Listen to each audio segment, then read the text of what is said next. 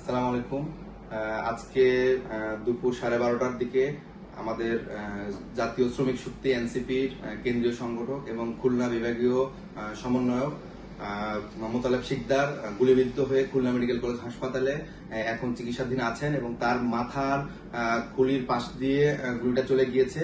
তবে তার অবস্থা এখনো খুব বেশি আশঙ্কাজনক না, সে কথা বলছেন, কিন্তু এখনো তার পুরোপুরি অ্যাসেসমেন্ট হয় নাই। তাকে সিটি স্ক্যান করা হবে এবং তার ডিটেল শারীরিক কন্ডিশন সম্পর্কে আমরা আপডেট দেব। আপনারা দেখছেন যে এই ফ্যাসিবাদী শক্তি একের পর এক আক্রমণ করছে।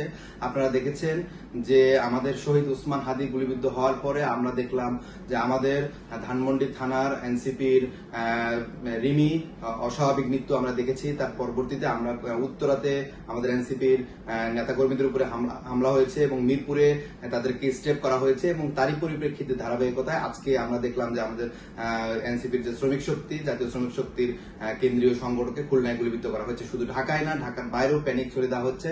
আপনারা সবাই সতর্ক থাকেন এবং আমরা বলতে চাই যে এই ফ্যাসিবাদী শক্তি বাংলাদেশে যতক্ষণ থাকবে ততক্ষণ পর্যন্ত একটা অস্থির পরিবেশ তৈরি করবে। আমরা খুব শীঘ্রই তাদেরকে ছাত্র জনতা সমন্বিতভাবে তাদেরকে প্রতিহত করব এবং আমরা মোতালেব শিকদারের স্বাস্থ্যের আপডেট সম্পর্কে খুলনা মেডিকেল কলেজ ডিপার্টমেন্ট হেডের সাথে কথা বলেছি। তার সর্বশেষ সিটি স্ক্যান এবং পরবর্তী চিকিৎসা নিয়ে আমরা আবার আপনাদেরকে আপডেট জানাবো।